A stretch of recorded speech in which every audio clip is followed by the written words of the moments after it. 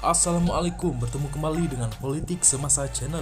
Sebelum mula, sila tekan subscribe dan aktifkan butang lonceng agar Anda sentiasa mendapat info-info terbaru daripada channel ini. Terima kasih.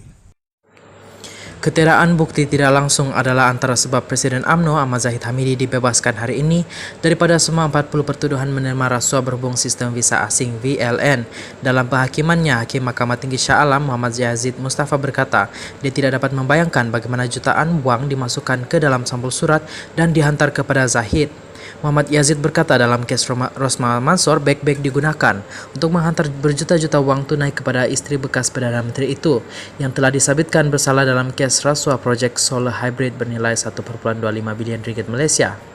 Ketiga-tiga saksi utama memberi keterangan bahawa semua wang tunai dimasukkan ke dalam sampul coklat pada setiap kali penghantaran. Pada mulanya, amount bulanan ialah 200,000 Singapura dolar, tetapi kemudian dinaikkan kepada 300,000 Singapura dolar dan akhirnya 520,000 Singapura dolar.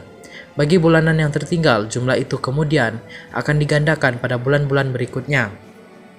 Sebagai contoh, jika mereka tidak membayar pada Januari, amount itu akan dibayar sekali pada Februari.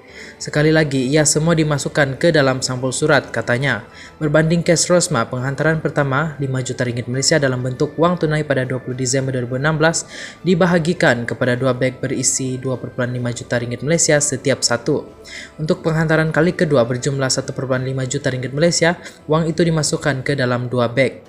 Dalam kes Zahid, pihak pendakwaan tidak menunjukkan sebarang sampul surat.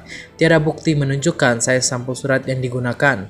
Saya tidak boleh bayangkan saiz sampul yang boleh muatkan wang tunai 600,000 Singapura dolar yang bersamaan dengan sekitar 1,6 juta ringgit Malaysia pada masa itu, kata Hakim Yazid.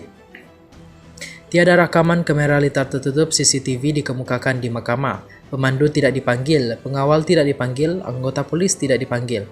Slip transaksi touch and go tidak dikemukakan, log panggilan telefon dan mesej dengan Zahid juga tidak dikeluarkan, katanya. Dalam kes Rosmah, dia berkata saksi yang dipanggil oleh pihak pendakwaan termasuk individu yang mengambil wang dan kaki tangan bank manakala cek bank turut dikemukakan sebagai bukti. Bukti tidak langsung seperti yang diketengahkan dalam kes Rosmah semuanya tiada dalam kes ini. Begitu juga ada gambar diambil dan pelan lakaran dalam kes Rosmah, tetapi tidak dalam kes Zahid ini, katanya. Hakim berkata Nicole, seorang warga Cina yang bekerja dengan subkontraktor di Hong Kong, memainkan peranan penting untuk menjelaskan peranannya dalam menyediakan sebagian besar dana daripada 238 juta ringgit Malaysia seperti yang dinyatakan dalam lej. Dalam kes Zahid, saksi yang terlibat atau mempunyai pengetahuan mengenai sumber dana iaitu Nicole Tan. 2 pengurup wang telah disoal siasat dan keterangan mereka direkodkan tetapi tidak dipanggil sebagai saksi untuk menyokong kes pendakwaan.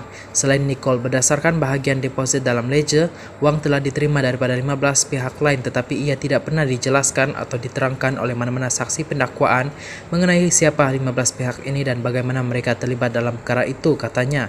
Hakim kemudian membuat kesimpulan bahawa 3 saksi utama itu tidak boleh dipercayai. Anehnya, bekas pengurus pentadbiran Ultra Kirana Sendirian Berhad UKSB David Tan Siong Sun yang merupakan pencipta ledger itu mengakui semasa pemeriksaan balas bahawa penyerahan kedua wang tunai 3 juta ringgit Malaysia melalui bagasi adalah satu perkara yang difikirkan semula afterthought, katanya. Pengakuan selepas memikirkan semula oleh saksi utama pendakwaan ini adalah lebih baik daripada mencukupi untuk saya mendapati bahawa dia tidak mempunyai kredibiliti, katanya. Tan memberi keterangan bahawa dia menghantar wang kepada Zahid sebanyak 2 kali manakala rakannya dan bekas pengarah Harry Lee membuat 40 kiriman, manakala seorang lagi pengarah syarikat Wan Koresha membuat beberapa kiriman lain. Saksi ini di satu sisi memberi keterangan akan merekodkan pembayaran pada hari yang sama atau keesokan hari pembayaran. Namun apa yang ditunjukkan kebanyakan ruangan remark dalam ledger dibiarkan kosong, tambah Yazid. Seorang lagi saksi, Lee juga bersetuju bahawa ruangan remark kosong tidak menunjukkan wang yang telah dibayar kepada tertuduh. Ruangan remark yang kosong itu menimbulkan kemungkinan seperti kesimpulan yang dicadangkan oleh pihak pembelaan bahawa wang itu mungkin diagihkan di kalangan 3 saksi utama kerana mereka mempamerkan gaya hidup mewah.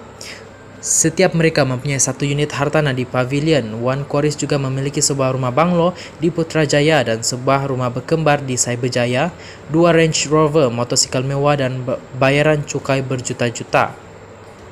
Tanpa sokongan bukti yang kukuh, saya tidak boleh secara sedar menyimpulkan bahawa wang itu sebenarnya diterima oleh Zahid, seperti yang dicadangkan oleh pihak pendakwaan berdasarkan transaksi yang dicatatkan dalam buku ledger tanpa rekod bahawa wang itu benar-benar diterima oleh tertuduh dalam ruangan rimak, katanya.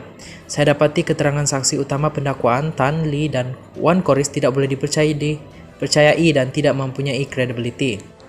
Oleh itu, saya mendapati bahawa tiada penekanan perlu diberikan kepada ledger berkenaan, kata Yazid. Bekas timbalan Perdana Menteri itu didakwa atas 33 pertuduhan menerima rasuah daripada UKSB berjumlah 13.56 juta Singapura dolar, iaitu 43.6 juta ringgit Malaysia antara 2014 dan 2017.